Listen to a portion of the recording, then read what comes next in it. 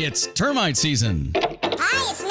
And bugs fear the blue trucks from Essential Pest Control. Go blue at Essential Pest Control. We'll eliminate those bugs, bees, and termites. And stop paying too much to that national provider. Buy local for great service and affordable rates. Call Essential Pest Control because termites fear the blue. Run for your life.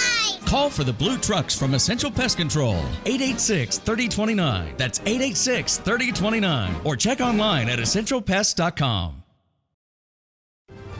This is Ed Wilkinson with Wilkinson Wealth Management, where we manage money for gun owners. What does it mean to retire comfortably and remain comfortably retired? It means designing a plan that allows you to do the things you want to do, outpace inflation, and never run out of money in your lifetime.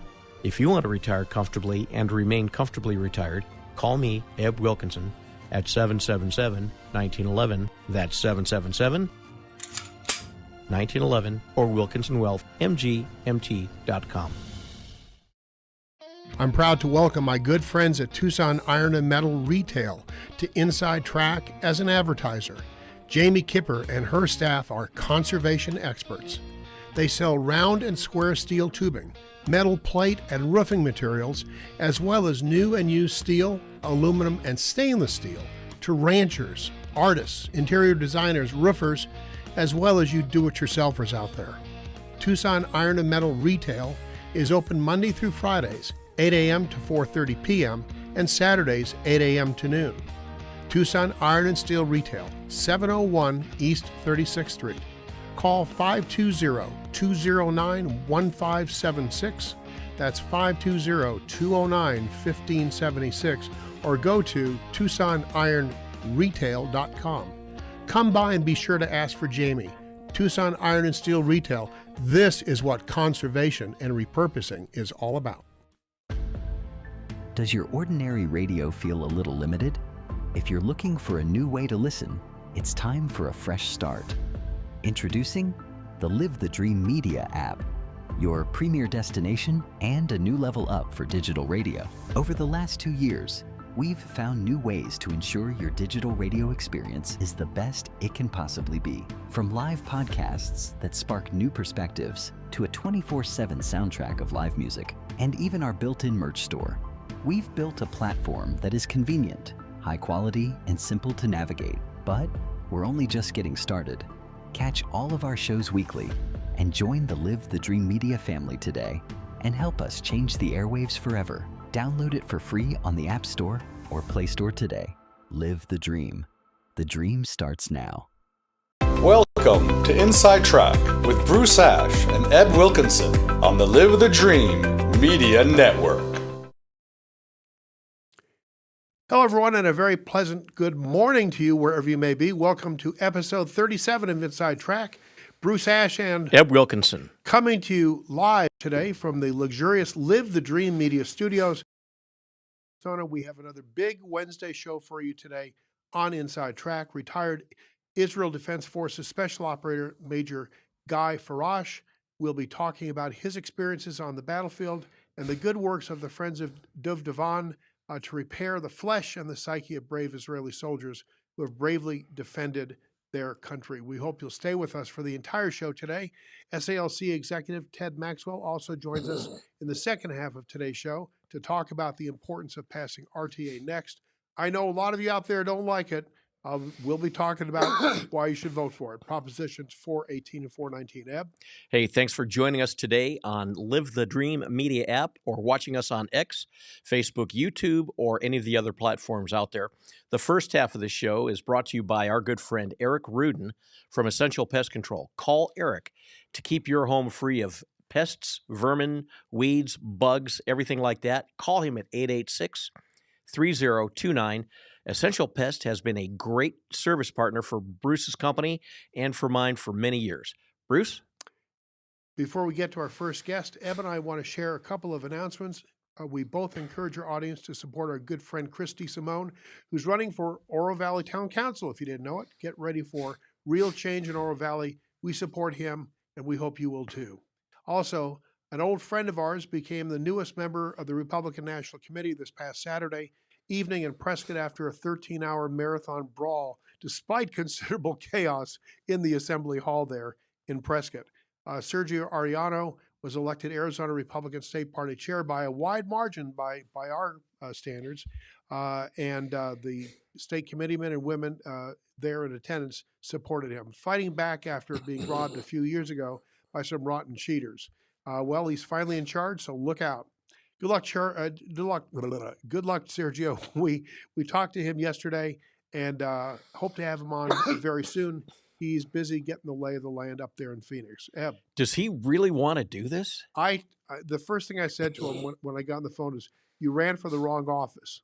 Okay, this is one where you really have to work. You should have run for a national committeeman because not as much work to do. Anyway, oh well, he's a good guy. He's a hard worker. That's okay. Bruce and I are pleased to welcome our first guest today, retired IDF Special Operator Guy Farache. Guy, are you there? I know he's there. Hello, Guy. Well, while we're waiting for Guy to show up, Bruce. Yeah. How's everything been going? Cool. Okay. I know Guy was trying to get into the show before. Well, Shay, is Guy, are you working to get him in? Well, while he's doing that, Yeah. let's talk about what the heck's going on up in Minnesota.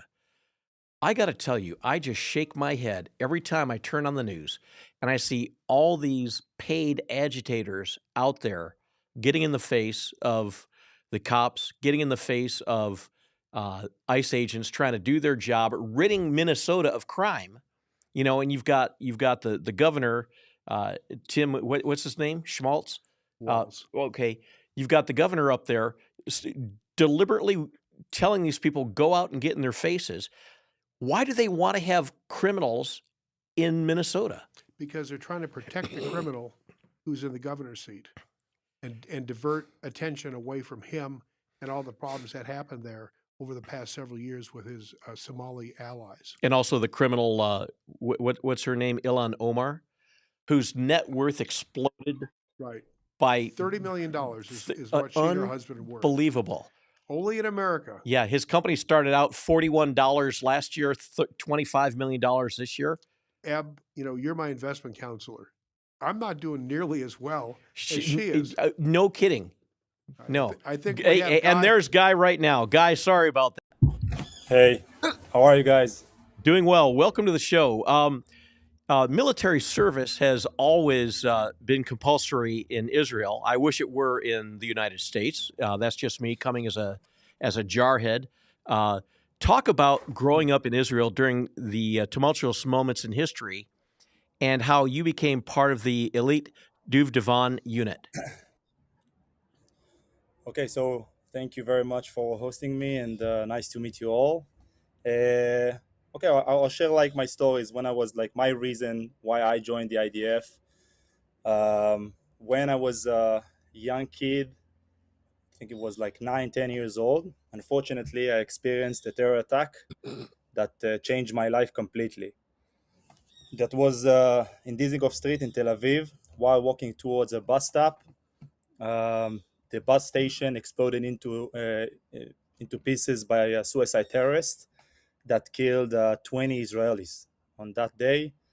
I remember the feeling growing up in Tel Aviv as a young kid, the fear that prevailed in the streets. And even then, I had a strong desire to get to the IDF. I'm like sharing you, I'm one, but I'm sharing you the perspective of many Israelis that grew up in a reality that they understand that there is good, there is evil, and we need to protect ourselves. And when you're going to get to the age of 18, you're probably going to need to join to the IDF or join the army to protect the Israeli people. So 10 years later, actually you're starting your selection. As you said, this is a mandatory law to go to the IDF, but you're starting your selection in the age of 16.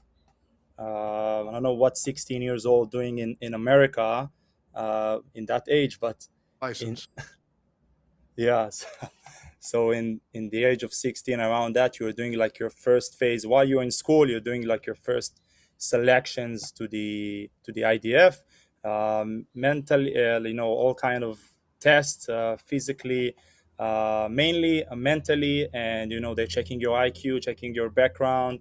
They are putting you in different quality groups. And then I remember myself, 16, 17 years old, started to train physically for the selection part. We have kind of a hell week in the age of right before you join the IDF, right before you become 18, around that. You're doing like a whole week of fitness selection, really tough week. Basically, all the special units, all the special forces, checking you, your physical, fitness and everything. And if you're good enough, it's like a draft. They're sitting all behind, a table. Your name comes up. They checking you how was your week, and if you're good enough, you can get to the IDF Special Forces. But the mentality of the Israeli kids, they know that, uh, as I said, you're surrounded by enemies. You need to protect your country, and you need to be a good kid in school to get to the IDF. To if you want to do something meaningful and not just waste your time in the army. So you need to prepare yourself. So Duvdevan works alongside Shin Bet, and they're the internal security Yeah. and counterintelligence providers. Talk about that collaboration. So first of all, Duvdevan is an undercover counterterrorism unit that his mission is to arrest or dismantle the most, I would say, vicious. We call them high value targets in Judea and Samaria.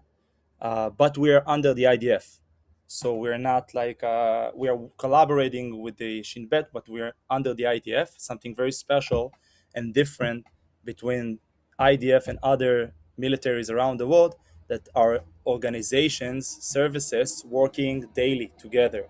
We are working together, IDF, the Shin Bet, Shabak, Mossad, the SOD, the Special Operation Department, all of them working together every day. So, with that being said, we are getting our intelligence. Okay, the Shin Bet is more like they have operational unit, but they are more give us the intelligence. So imagine I'm getting to the unit. Before that, I'm just going to elaborate to share that I was also a soldier, a team commander, and a company commander, operational company commander in the unit. I served in the unit for 12 years, in the IDF 14 years in total. So imagine you're getting to the unit every Sunday, getting your equipment and everything, and you're getting intelligence from the Shin Bet. Okay, we need to arrest this and that terrorist. This guy said that he's going to conduct a terror attack against the IDF, so we need to arrest him immediately. We have someone that is suspicious and want to bring him to interrogation. So you have like a bank of terrorists that you need to arrest, and you're working with them closely. You get all the intelligence that you need. Sometimes you're getting 80% of the intelligence. Sometimes you're getting 20% of the intelligence, and you need to do the work by yourself. It's very important to that the audience will understand. Duvdevan conducting around 200, 250, sometimes even 300 operations a year. So if you'll do the math, we have 365 days a year, almost 300 operations. Almost every day we have an operation. So we getting like so Duvdevan is a unit that we don't have time off. We're working 24/7, no days off at all. So when we are getting a target, sometimes, as I said, we have the full intelligence, like how the door look like, what locks they use, how the interior of the house look like. And sometimes you don't have it, but you need to arrest this man because he's a ticking bomb. He's going to conduct a terror attack if you're not going to do something. So we have our own capability that, of course, I cannot share here in this platform, but we know how to arrest a single terrorist inside the most hostile places that you can imagine, in the refugee camp, probably heard of Jenin, Nablus, Shem, all of these places. Most of the time, without even firing one single bullet, we're going in and out. uh, the operation can be between 2 minutes to 30 minutes. And sometimes, yeah, sometimes we, of course, we have some engagement with terrorists, so it end up differently. But most of the events or the operations, in and out very fast and clean. This is why the chief of staff or the Shin Bet choosing Duvdevan. So you snatched these guys before they realize they've been snatched. I can tell you how many times I even caught them in their bed without them waking up. The first thing that they see when they open their eyes is a gun and your face, not your face, your mask, and you just grab them and go. Sometimes it's just waking up and you need to act fast because we want to get them before they reach to their gun. Usually these guys were dealing with the top terrorists, so they're always ready, with a gun or with something. So we always need to be ready. From the time you get a name to the time you bag the guy, what's the shortest time that's happened, and what's the longest time that took place? Oh, that's a great question. So every operation, it's at the end of the day, you're getting the intelligence, you're training for that, you're doing rehearsals, you're doing all the things that you need to do to operation, and then you operate. It's almost the same phases, but it's almost always different timelines.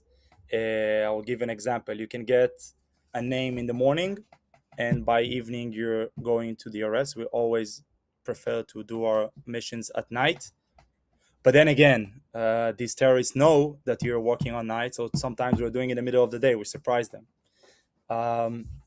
But again, it can happen. You can prepare yourself to operation one day, 24 hours, 48 hours. But sometimes you don't even have time to prepare yourself. You're just getting a phone call. It's a ticking bomb. He's on his way to getting his explosive device, his gun, and he's on the way to Tel Aviv right now. Go as fast as you can and go arrest him. Sometimes you arrest him in the middle of the road. Sometimes you arrest him in his job, in his house, in his,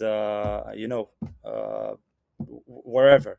I'll give another example. Sometimes you can go to conduct an operation in Jenin, and you're catching the guy, and then you're getting a phone call. It happened to me a few times while you're conducting this operation. It said, hey, the village next to you, there is another guy. He's also want to do something bad. Go grab him again. Go grab him also. So it's every time it's different, but you're counting on your team, on your training. We're doing it every day. So even it's short times, you're going all the phases of training. Sometimes you're well prepared and sometimes less, but we need to do the job. We don't have a choice. So tell me again how many years you served?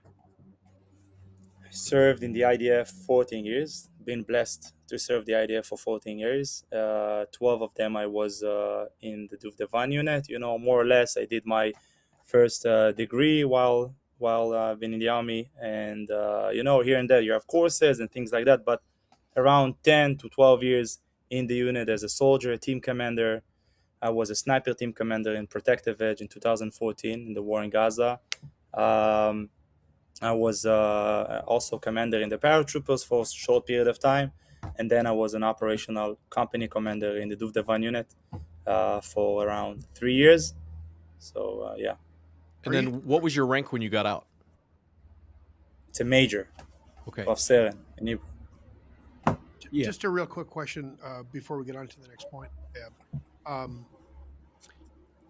How long or how many people typically would be in a squad as you're going to these various addresses or trying to find a subject that you've been requested to bring into for interrogation? That's also a good question. So you need to adapt yourself to every operation is something different. Because try to imagine how a small village, I don't know if you've ever been in these places in Judea and Samaria or different kind of arenas around the world. I don't know. Try to imagine Both. maybe Rio de Janeiro, all those places, very dense places. It's sometimes there is no streets, like proper streets that even car can go through the streets, maybe motorcycle, maybe by walking, very, very dense places. So try to imagine to get into this place 500 meter to 500 meters with 500,000 people. And now get there 100 operators from the IDF. It's almost impossible. So you need to adapt yourself. It's this the intimacy in these refugee camps. It's like I will walk into your living room, a stranger, a complete stranger, and you ask me, "Hey, what the hell are you doing in my living room?" And I will say, "What do you mean? I live here." And you say, like, "Get the hell out of here," right? So imagine the intimacy in these refugee camps. Now we need to go to this arrest. So it can be sometimes squad of 4 people because it's very, very populated place and you need to be very undercover, under the radar. And sometimes you need to go hard, you need to go fast, it's more violent place, so you need to have a backup. So it can be between 8 to 10 guys, maybe another quick response team outside of the village, and it can be like 100 people doing this big operation, catching 4 guys simultaneously. So the popular Netflix series Fauda is loosely based on a fictional unit of the IDF. How accurate, Yeah. if at all, is the series compared to actual service in your unit? So Fauda, the guys that wrote this series, or they are from the unit. They serve in the unit, from Duvdevan unit. So they build this all show with their memory on the memory from the IDF, from the Duvdevan unit. Of course, it's a very Hollywood stuff, and most of the things are, ridiculous. For example, the same guy go over and over, got exposed in the same village, and always come to the same place as an undercover. Of course, it's something that can be possible. But I would say this: the things that we're doing in our unit sometimes is far more radical that you see on shows or Hollywood or whatever. We're arresting people from cafes, from gym, from everything. Like, it's sometimes it's if I had the chance to show you what we're doing on a daily basis, almost like fiction, like science fiction. It's very similar, but again, it's very spiced, very Hollywood stuff. Yeah. We're talking with retired IDF Major Guy Farache with the Friends of Duvdevan. On the morning, Guy, of October 7th, how did you first learn of the terror attack in Israel, and what role did you and your unit play in defending innocent civilians that were attacked that awful day? So me specifically, I was on my honeymoon on October 7th. On that morning, you can imagine how, 14 years of service and 12 or 10 of them tip of the spear in the IDF and leading forces. So I wasn't there on that horrible day. I came back to Israel, to my unit, 2 days after. I was in my honeymoon in Sri Lanka, in the Philippines. But I will share with you what the unit did on this horrific day. So, as I said, the unit is focusing on Judea and Samaria only. This is our specialty. This is what we're doing every operation, every day. On October 7th, of course, when we got the videos, everybody understood immediately that this is not another round of firing rockets or another round with Hamas. This is something different. So on that morning, the unit didn't ask any questions, didn't wait for orders, took everything we had, all the equipment, cars, helicopters, everything we had. We just went down south like crazy, drove as fast as we can. The unit actually was the first active force that got into kibbutz Kfar Aza. I don't know if you heard about this kibbutz. Kibbutz, it's a Israeli village. Everybody lived together, doing everything together. Very small and peaceful place. And Kfar Aza, it's one of the kibbutzim that, you know, unfortunately very famous, because in that morning they lost many of their residents. Many has been captured. So the unit, because one of our Duvdevan members lives in Kfar Aza, we didn't, you know, it was a complete chaos that morning. So we just called the guys from the unit, listen, guys, I have hundreds of terrorists inside my village. Come as fast as you can. So they drove directly to there. 10 a.m. already, the first active force got into Kibbutz Kfar Aza. My One of my closest friends, Ben Brunstein, Zichrono Livracha, was one of my officers, led two teams inside to the kibbutz and fought bravely. Another team came into the Dor Tzair neighborhood, the young adult neighborhood. Every kibbutz have this neighborhood that when you get like around 16, 17 years old, you move to this tiny neighborhood. All the houses there are very small apartments, identical apartments. The young adult neighborhood was the place that all the, you know, horrific stories that you probably heard of, and I know I don't want to elaborate here, happened in this neighborhood. So the unit came directly to this neighborhood, fought there bravely for. People think that October 7th, it's only October 7th, but actually it's October 7th, 8th, and 9th. It took us 2 hours to clear these kibbutzim. And unfortunately, we lost 5 guys on that morning. As I said, 4 of them very close friends of mine, and another guy got injured really badly. And after 14 months being in the ER room, he passed. So it was a very tough day for the unit. And of course, afterwards, we fought on Gaza and Lebanon. We lost, unfortunately, another 8 guys. Yeah, that very bad, and very Guy, tough morning. what's the story? How you got involved with the Friends of Duvdevan? What was your aha moment where you said, "This is No, this is what I want to do. This is what I need to do"? that's a great question. Actually, I was about to discharge from the IDF after doing 14 years of service. I had my dreams doing, you know, bunch of stuff, and October 7 happened. As I told you, I came back to the unit and I helped the unit. I was in a very small team that helping managing the one of the first raids of the unit in Jabalia. Jabalia, it's a city on the northern part of Gaza. So during this raid on enemy positions, we are getting a mission from the Shin Bet, from the IDF, that there is an hospital. It's called the Indonesian Hospital, and we suspect that there is a full container, like a big container with full of bodies of Israelis, maybe Palestinians, in this container. And we think that there is few of our own bodies. So you need to locate this container full with bodies.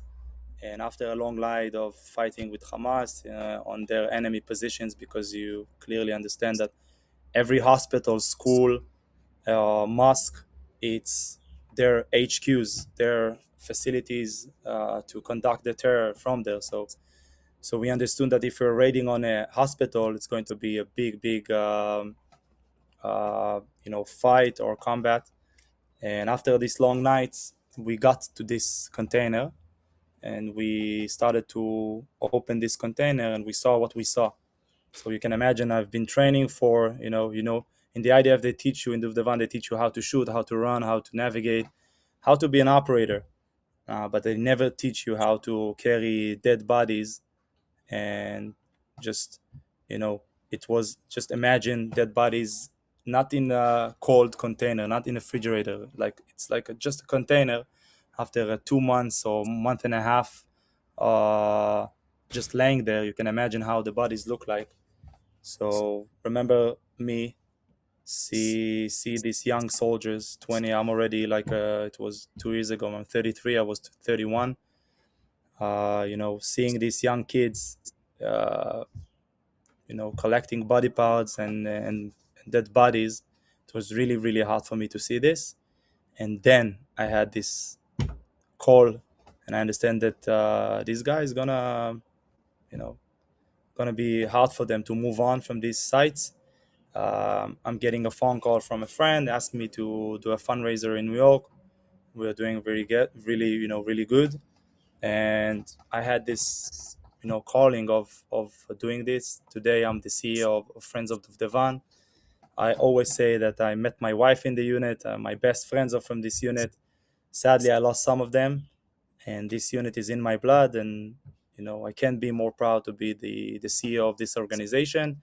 I did it. I support the unit when I was in the IDF. Now I'm supporting this unit when I'm in the civilian life.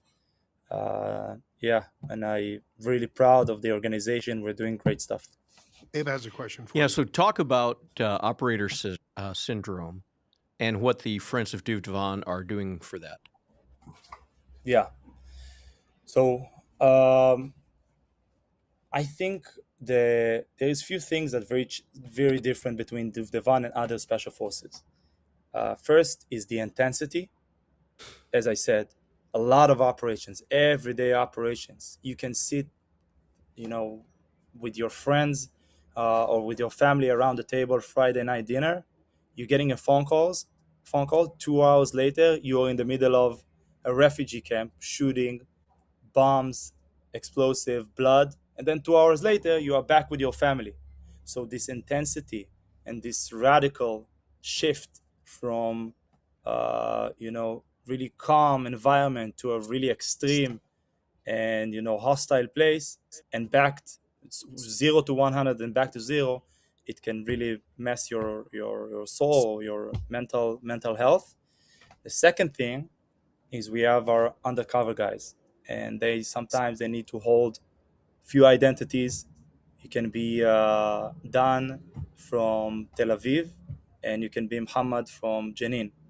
And this job, going from one identity to another, can also really affect your mental statement. So we understood that this unit is different than others, so we can rely on psychologists, either in the IDF or outside of ordinary psychologists, and you need to bring people that understand this DNA, understand this mentality. So we opened um, our own resilience program, we call it. We know how to basically what we're doing. We're bringing a group of guys together. We're doing one-on-one sessions, but our I would say our we have our team workshop that we established this workshop together with the IDF. We're taking unit alumni, Duvdevan unit alumni, that today they are psychologists and they understand the mentality, they understand the DNA, and we're taking the whole teams, and send them to 2 3 days to retreat. They having fun, they going to the beach, drinking beers, whatever they need, to have fun. But every evening, they have to talk about their problems, about with each other, and then there you see amazing things. We just send a whole full team to Sri Lanka for a week, and the guys went back after a week of surfing waves and speaking about their problem, and they opened things that they never thought that they're going to speak about. And we know for a fact that after these retreats, after this workshop, we're bringing them back to life. Because once it's just imagine a basketball player, an NBA player, that this is all his life, and now he have problems, he getting injured physically or mentally, and you're taking this from him, he's feeling really bad with himself. So when you're doing this treatments and he's going back with his team, you give him confidence and a reason to continue. So, talk about the Friends support, how they support educational opportunities for soldiers and Yeah. commemoration of fallen heroes.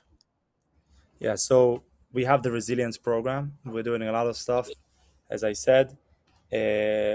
Another two main pillars in our foundation is the commemoration and the family program, and the career and the scholarship programs, we call it. 1 minute about the scholarship. What we're doing basically, I'm raising money, give the guys scholarship, university scholarship, and send them to the best universities in Israel. And I give them the scholarship, they give me back volunteers hours. So every scholarship recipients need to give me 4 years of volunteering every week. And this is how I'm operating the foundation, keep it really, really efficient and low overhead, because I have around 200 volunteers. And this is how I'm operating the foundation. And the commemoration program and the family program, I don't know if you ever met a bereaved family, but basically they lost everything. You will never bring them joy back, never. Their life changed completely.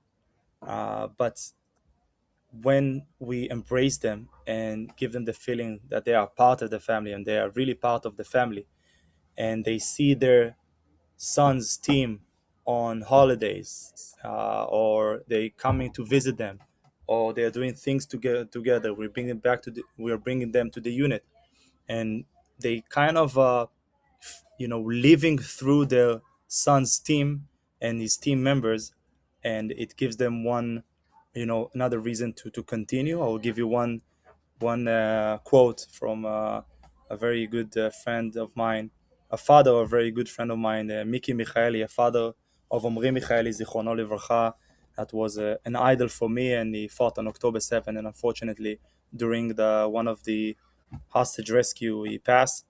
Miki, his father, told me, Guy, I lost one, but I earned 100. Omri's team. This is the number of his team. So I wake up with this quote every day, asking myself, how can I do more for this family? So we are supporting them in every way that they think, projects on behalf of their son. The guys that we lost in the war, not only Duvdevan, in the IDF, they are always the top guys in the team, always the top guys going first, going into the door first, jumping into the fire first. And we want to make sure that we continue their legacy in the Israeli society. So we are building projects on behalf of their name, community centers, training for the army on behalf of the name. So we are doing a lot of stuff to continue their legacy, their morals, their value, because we also care about the future. Guy, we're short on time. Much like America, the Israeli government doesn't do enough to help its injured soldiers. Donating to Friends of Duvdevan directly supports the welfare of the elite units in Israel and their families. Your financial gifts help educational scholarships, mental health support, and the commemoration, as Guy was just talking about, of fallen heroes. Each donation adds easing the transition to civilian life for these veterans, empowering them to continue leadership and community contributions long beyond their military service. The Friends of Duvdevan is a very highly rated GuideStar charity navigator, givefreely.com charity, lots of other charity ratings. They keep their overhead at an all-time low. Guy, tell our audience quickly how they can support Friends of Duvdevan and help brave IDF heroes. Okay, thank you for this opportunity. You can give directly. I will share with you all the link. You can give directly through credit card, through wire, whatever you want. We are 501c3 in the States. You can also send me an email. Try to connect me to other people that can support, that they can host us to an event in your community. We're coming a group of guys directly from the unit, sharing our stories and trying to give the best of our guys for our guys. You have my email, you have my COO email, you have the link how to donate. Thank you very much for this opportunity. I'm going to get that out to all of our audience. And you're getting a check from me for $1,800. You know what the number 18 is all about. It's to love, and you've given life to everybody who you serve. It was good meeting you here in Southern Arizona a few months ago, and meeting the veterans who joined you. It was inspirational. These were young men. These are real heroes, and you'd never know it by looking at them or talking with them. They're so modest about everything. Well, Guy, And Guy, I'm going to match Bruce's gift as well. Thank you very much. All right, Thank you very much. double 100 high. We're going to pay some bills ourselves. No channel flipping. After we hear from the folks who help us pay the bills here. After the break, Ted Maxwell will join us, and we'll talk about local issues and RTA, so stay tuned. Guy, best of luck to you. We'll talk again soon. Am Yisrael Chai. Amar Sarah. Pest Control will eliminate those bugs, bees, and termites and stop paying too much to that national provider. Buy local for great service and affordable rates. Call Essential Pest Control because termites fear the blue. Run for your life! Call for the blue trucks from Essential Pest Control. 886-3029. That's 886-3029. Or check online at essentialpest.com. This is Ed Wilkinson with Wilkinson Wealth Management, where we manage money for gun owners. What does it mean to retire comfortably and remain comfortably retired? It means designing a plan that allows you to do the things you want to do, outpace inflation, and never run out of money in your lifetime. If you want to retire comfortably and remain comfortably retired, call me, Ed Wilkinson, at 777-1911. That's 777-1911 or WilkinsonWealthMGMT.com. I'm proud to welcome my good friends at Tucson Iron and Metal Retail to Inside Track as an advertiser. Jamie Kipper and her staff are conservation experts. They sell round and square steel tubing, metal plate and roofing materials, as well as new and used steel, aluminum, and stainless steel to ranchers, artists, interior designers, roofers, as well as you do-it-yourselfers out there. Tucson Iron and Metal Retail is open Monday through Fridays, 8 a.m. to 4:30 p.m., and Saturdays, 8 a.m. to noon. Tucson Iron and Steel Retail, 701 East 36th Street. Call 520-209-1576. That's 520-209-1576, or go to TucsonIronRetail.com. Come by and be sure to ask for Jamie. Tucson Iron and Steel Retail. This is what conservation and repurposing is all about. Does your ordinary radio feel a little limited? If you're looking for a new way to listen, it's time for a fresh start. Introducing the Live the Dream Media app, your premier destination and a new level up for digital radio. Over the last 2 years, we've found new ways to ensure your digital radio experience is the best it can possibly be. From live podcasts that spark new perspectives to a 24/7 soundtrack of live music, and even our built-in merch store. We've built a platform that is convenient, high quality, and simple to navigate. But we're only just getting started.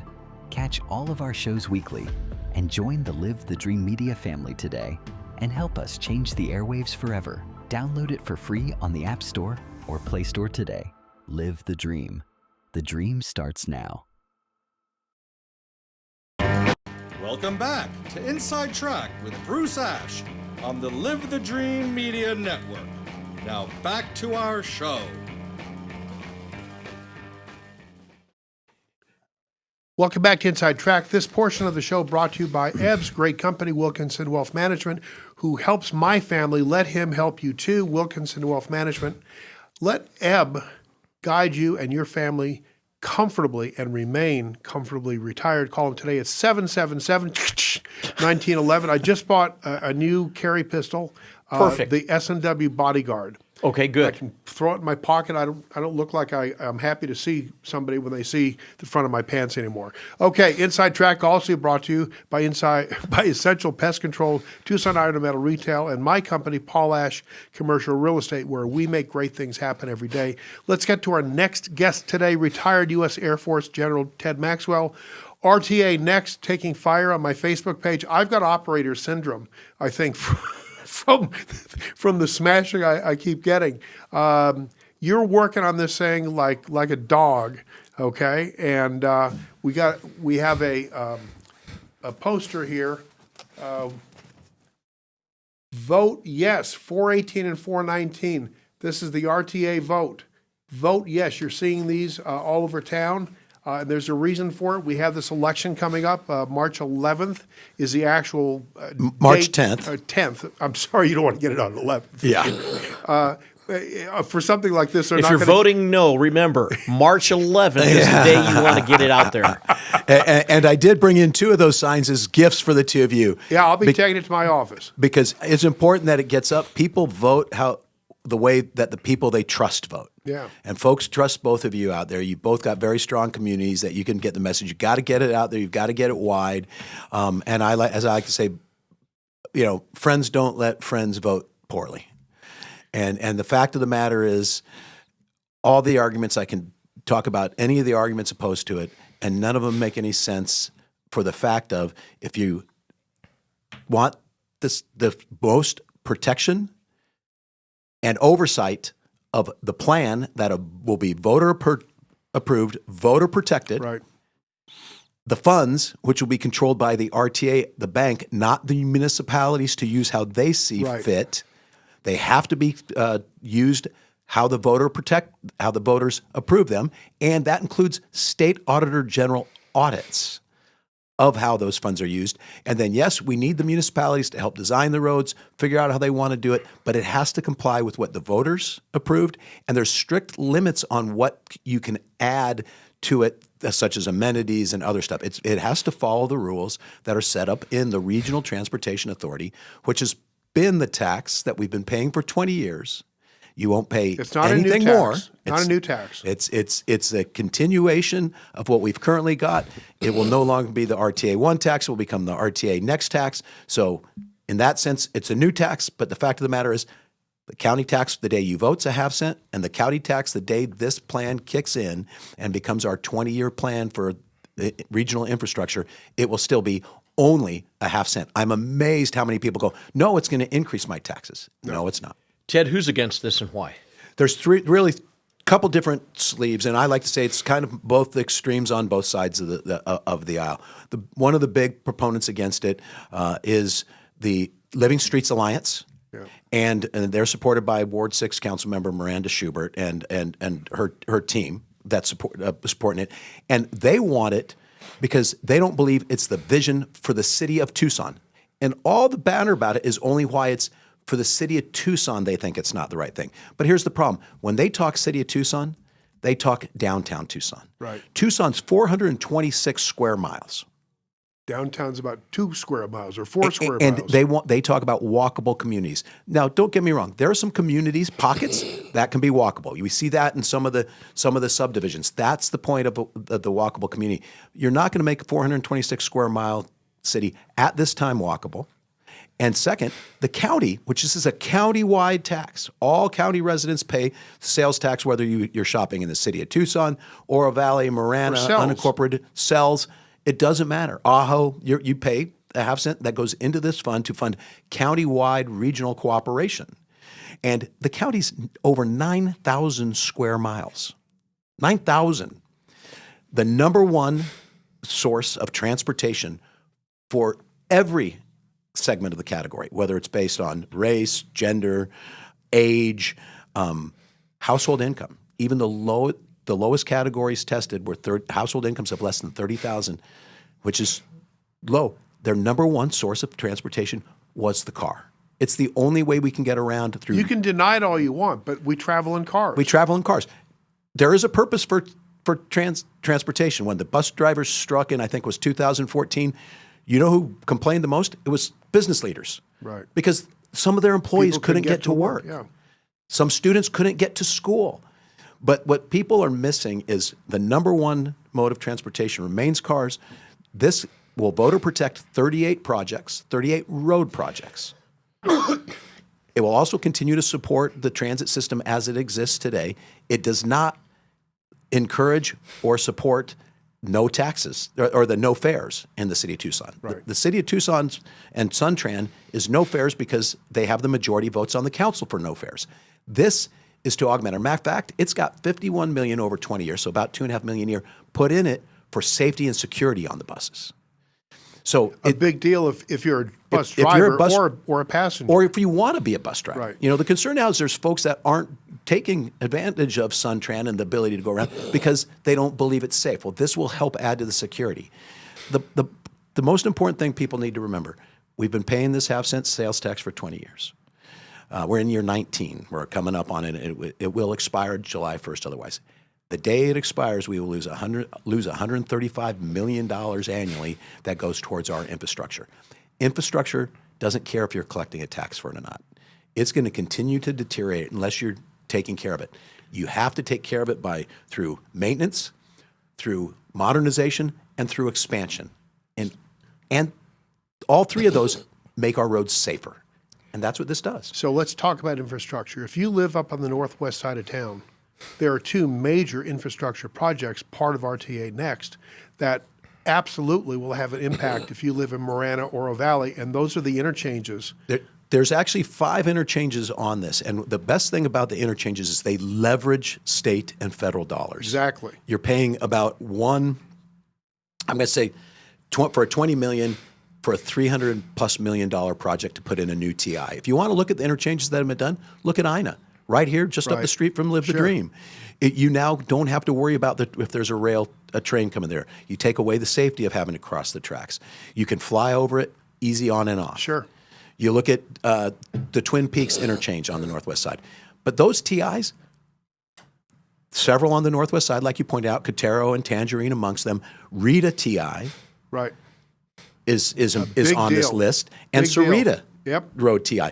And the most important things is Rita and Tangerine now back up onto the freeway during rush hours. Yeah. There's nothing more dangerous than the cars waiting to get off the freeway to be backed up onto the freeway. It's not just convenience, it is safety, and it's what will allow the areas that are ready for growth and are looking at growing will be able to occur. Talk about the methodology for the financing, the revenue generation, and the ability to finish projects and corresponding with inflation and all this. Talk about what's different between RTA 1 and RTA Next. Well, you got to remember, RTA 1 made a projected budget based on the baseline economic forecast. A baseline economic forecast, it's a 50% flip of the coin if you're going to get less than that, 50% if you're going to get more than that. In this RTA version, we use the pessimistic view. Remember, we had 2008. We had a huge downturn in the economy, and the housing market fell off. It was awful. It was tough. Little thing called COVID after that, and COVID in 2020. What people forget: if we didn't have RTA in 2008, there would have been companies, building companies, the granites that would have been suffering and either left this area or shut down. The only reason we continue to have improvement on our infrastructure is because we had the RTA. Now, what's the big difference between pessimistic view and baseline? More surety that we're going to get everything that we put in the plan. And if the funding come in above it, then there's the new category of arterial rehabilitation, which will rebuild the roads that are in the worst case, curb to curb. It's important for people to realize this is about our ability to get around to places, to move people to where they need to go. It's not about neighborhood roads. The different municipalities are required to take care of those. The city of Tucson has a half-cent sales tax to take care of their neighborhood roads. But none of that money goes towards the arterials that we all drive every day. And more importantly, we've become a society that consumes and expects to get things delivered to them on time. All those TIs impact the ability for 18-wheel trucks to get safely on and off the freeway. And why are there so many 18-wheel trucks that are getting on and off the freeway in our region? Because we're ordering stuff. We want deliveries. Now it's like if you don't get it within 2 or 3 days, you're upset. But it's also to support all the businesses that employ all the people in our region. Well, but forget about the ordering stuff and get it in 2 or 3 days. Let's talk about food. Food's a big one that comes in. Let's talk about all the parts needed to keep these things going. That just doesn't randomly appear in the mailbox. It does, but it has to get here. Even the mail, comes in by truck. Eb, you're absolutely correct. We so often focus on cars versus transit. So delivery, that last few miles is always by truck. Always. The rail can't bring it right to your door. The airplane can't get it to your door or to the stores. Right, but the last few miles is always by truck. Absolutely. And the trucks have the biggest impacts on the roads. And what people need to know, if we cut this off, and we're not trying to do scare tactics. It's not about it. It's a reality. Roads don't recognize whether we're collecting funds or not. They're going to continue to deteriorate. And the only way to fix it, everybody who's talked about any alternative solution is, guess what? Increasing revenue to do it. They don't have it in their budgets. No state money's coming. And very little federal money. So talk about the major arterials that will receive pavement enhancement projects in RTA Next. So you talked about the ones in the Northwest. Thornydale is going to go from Dove Mountain all the way down to Katera Farms will go from 2 to 4 lanes. That's expanding. We're in an area that there's growth, there's still development. That 2-lane road is not significant for It's going to make a big difference in how traffic flows. Absolutely, for the Northwest. If you want to go down into the city, there are still 7 projects that from the first RTA that are either being modified, some of them are being reduced. Right. But First Avenue, from Grant all the way to Ina, is going to be is either going to be 4 and expanded with turn lanes or expanding from a 2 to a 4-lane road up in that direction. And if you travel on Ina, how many people in this town is. travel on First Avenue? Yeah. Huge. And it's Houghton Road, Broadway Boulevard to Tanque Verde, finishing that piece. Big deal. That's a huge piece out on the west I side. was just on that with my wife a couple months ago, and she said, I don't understand after all these years why they didn't finish a larger roadway in this area. And there are so many more. Lambert Lane, you go down south, you've got Camino de Oeste down in the Valencia Road area is going to be completed. Drexel Road is going to have some serious modernization. There's 28. You can go to RTAnext.com and you can take a look at this, which is the listing of all 38 projects, which then are become voter protected. You'll also see the other categories. One of the things people say is, man, you've only got 257, no, it's more than that, in the safety category. You've only got 279 million in the safety category. No, that's what's in the category to be safety enhancements on roads that aren't directly impacted by RTA Next. Every single project, every one, is going to build in safety enhancements, bike and ped improvements, and drainage improvements. I heard somebody question me the other day and said, every time they do a road in the city of Tucson, the drainage is back being worse the next day. That's because they're temporary fixes. These are permanent fixes. Tucson Boulevard from Fort Lowell all the way up to Yes. Speedway, unbelievable how bad that road gets flooded. I thought I was going to float away in a rain just last summer. And Tucson Boulevard's a great example of where the arterial rehabilitation dollars go in, because Tucson, for those dollars, it has to be an arterial or a collector, roads that get people either to the bigger roads or to their final destinations. Tucson Boulevard's one of those roads that I have zero doubt, based on everybody's continual feedback, that will be on the list when the dollars for arterial rehabilitation come out. So tell me, these enhancements or fixes, whatever you want to call it, it's not just fixing potholes. It's bringing the road down to the dirt and rebuilding it back up properly. Exactly. It is ultimately the outcome is it fixes potholes, and it has to be brought to a 10-year level of assurity. That is the engineering standard for all the rehabilitation is 10 years. I had somebody come up and say, hey, I've seen how they fix the potholes. They fill it, they pat it down, 3 months it's back, and it's expanded or it's brought friends.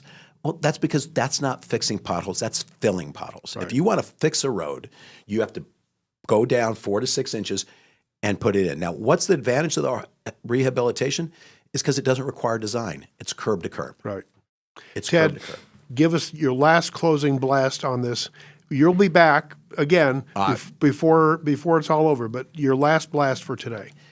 There's no funding coming to the region for infrastructure other than this.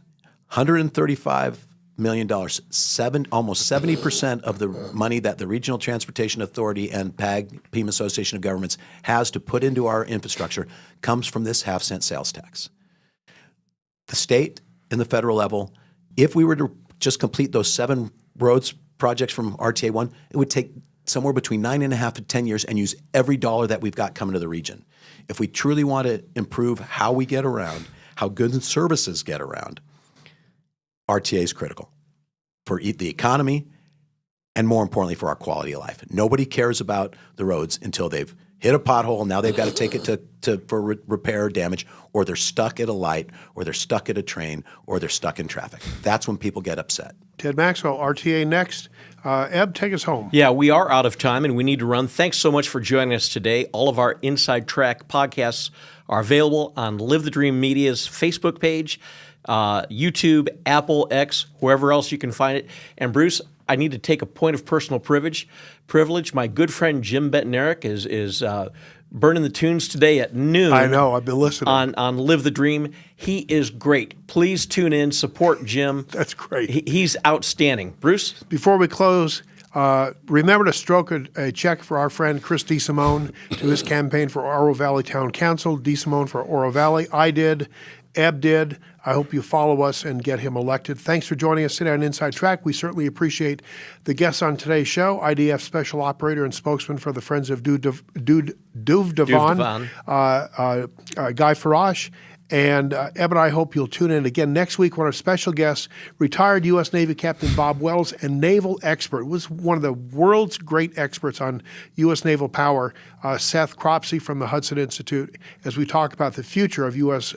naval power. Until next week, this is Bruce Ash, Eb Wilkinson, and Ted Maxwell.